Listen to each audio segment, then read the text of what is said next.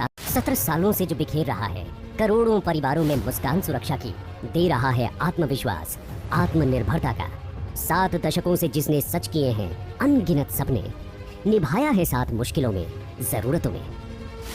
Employees provident fund organisation, सुरक्षा के, आत्मनिर्भरता के, साथ के, पहचान के 70 साल। 1947 में अंतरराष्ट्रीय श्रम संगठन के एशियन रीजनल कॉन्फ्रेंस में भारत में एक अंशदायी भविष्य निधि की जरूरत महसूस की गई। एम्प्लॉइज प्रोविडेंट फंड स्कीम को 1 नवंबर 1952 से पूर्ण रूप से लागू किया गया। इस ऐतिहासिक दिन को ईपीएफओ के स्थापना दिवस के रूप में मनाया जाता है।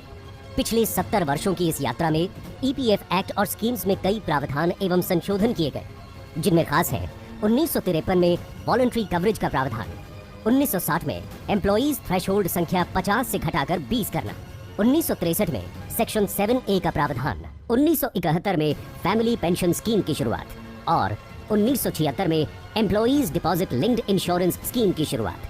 ईडीएलआई स्कीम में पिछले 45 वर्षों में अश्योरेंस बेनिफिट को 8 मौकों पर बढ़ाया गया, जो 10,000 से 70 गुना बढ़कर आज 7 लाख तक पहुंच चुका है। साथ ही अब तक 10,25,000 परिवारों को इस योजना का लाभ मिल चुका है। 1988 में ईपीएफओ ने अपने बकायों की वसूली की आंतरिक व्यवस्था की शुरुआत की। अक्टूबर 1990 में ईपीएफओ के प्रशिक्षण संस्थान की स्थापना की गई, जिसे आज पंडित दीनदयाल उपाध्याय सामाजिक सुरक्षा अकादमी के नाम से जाना जाता है। यहाँ विदेश के भी डेलीगेट्स प्रशिक्षण के लिए आते हैं।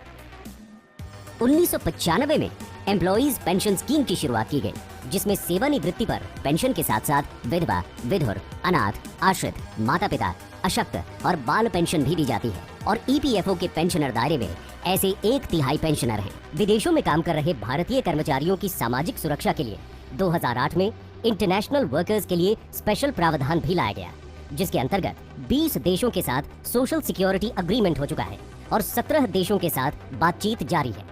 2014 में पहली बार 1000 की न्यूनतम पेंशन का प्रावधान किया गया। हमने आकर के इन 30 लाख से ज्यादा मेरे श्रमिक परिवारों को मिनिमम 1000 रुपया पेंशन देने का निर्णय कर लिया, लागू कर दिया और उस गरीब परिवार को वो पेंशन मिलने लग गया। पिछले 25 वर्षों में 73 लाख से अधिक पेंशनर्स इस योजना का लाभ प्राप्त कर चुके हैं।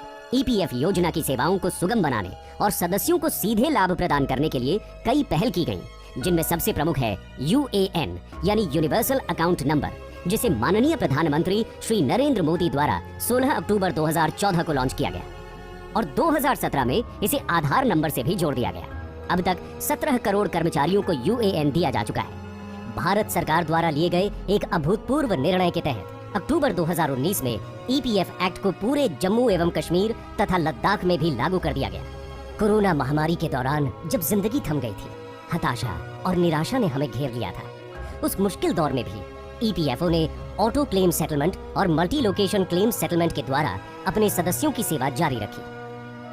आजादी के अमृत महोत्सव के दौरान ईपीएफओ ने भविष्य निधि सदस्यों के परिवारों के लिए ई नॉमिनेशन सुविधा प्रारंभ की।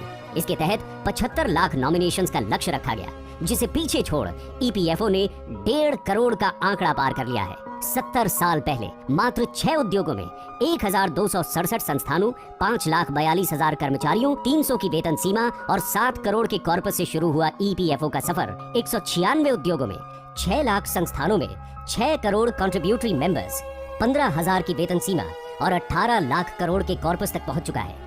गुरुद्वारा रोड दिल्ली के छोटे से किराए के भवन से शुरुआत करने वाले ईपीएफओ की सेवाएं आज 283 कार्यालयों द्वारा देश भर में दी जा रही हैं। कर्मचारी भविष्य निधि अंशदान, जो 1952 में प्रति रुपए 1 आना यानी कि 6% तक था, आज बढ़कर वेतन के 12% तक पहुंच चुका है, जिससे सभी सदस्यों को सुनिश्चित होता है सामाजिक सुरक्षा का चक्र।